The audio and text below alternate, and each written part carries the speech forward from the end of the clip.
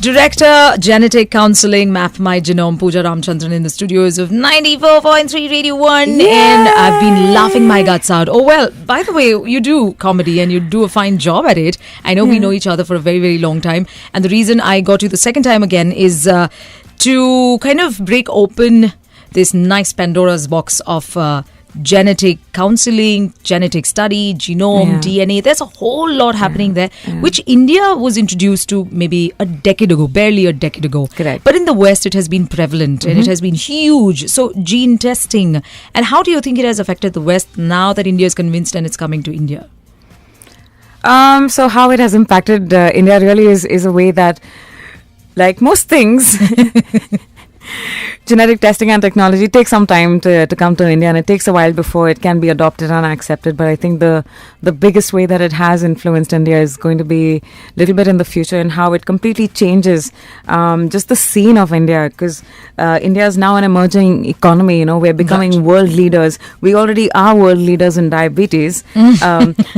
We're soon going to be world leaders in heart disease. Yes. And despite how exciting that is, I think these are preventable conditions. These are multifactorial conditions, and genetic tests like the Genomepatri, which is something that that Mapmygenome does, is really going to help people identify what their risks are, so that once they know their risk, they can do things about it.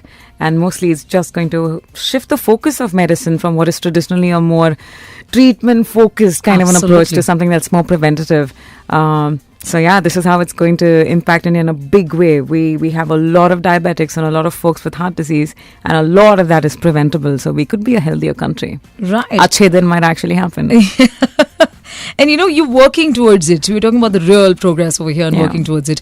And how then I think more and more we need to understand that we do have a flaw when it comes to our lifestyle typically, and the choices we make when it comes to food. So if we start correcting that, it'll be a good help in the first place. And then of course, gene testing is something that's going to tell us which we don't know physically of. But then we can fix it with the help of gene testing and preventive measures, like you did say.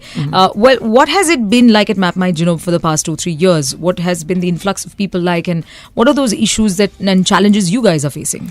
So the biggest challenge that we face at Mapmygenome is spreading awareness and education. It's something that we're hugely invested in, because, like, understandably, not a lot of people know about genetics and genomics. And luckily now the technology has gotten so much more cheaper than it was 10 years ago. Right. So now it is a lot more accessible. You know, we are online, for example, and the way that DNA sample is collected is one that is non-invasive. So of course, like all, you know, crime scene investigation kind of shows, we just need some spit. And so these kinds of things really make it easier for people to just get access to that test. But the biggest challenge is really just raising awareness and educating people about the point of genetic testing. And well, once you do find a risk, there's no need to be scared and bury your head under the sand and be like, oh, I don't want to ever find out because now I'm going to die of this condition. But you're not going to die of that condition. We're going to give you a plan for how to prevent this condition ideally, or how to reduce your risk, or diagnose it at an earlier stage where, you know, it's more amenable to treatment. In America, for example, there's like the diagnosis rate of breast cancer is twice. So there's twice as many women with breast cancer in America as compared to in India. But the mortality rate in India is twice as much. Right. And that's because more people are getting diagnosed earlier in the States. Over here, the vast majority of women are getting diagnosed at stage 3, because apparently 3% of women in India get mammographies. 3%. So obviously they're going to die. So what we want to do is educate people about genetic risks and how that can inform screening. Once you know what your risk is, then you know what you can do about it. Then you can screen. Then you can catch it earlier. And a cancer diagnosis or any diagnosis can just be part of your medical history, you know, like I had a cold 3 years ago kind of thing.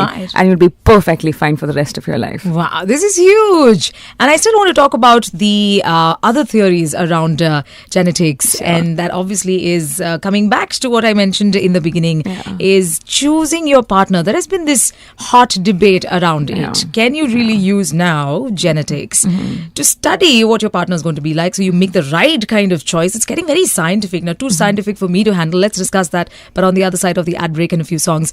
Good morning, Mumbai, with me, Annie, and Pooja Ramchandran in the studio. Director, Genetics Counseling, Mapmygenome. Woo! 94.3 Radio 1.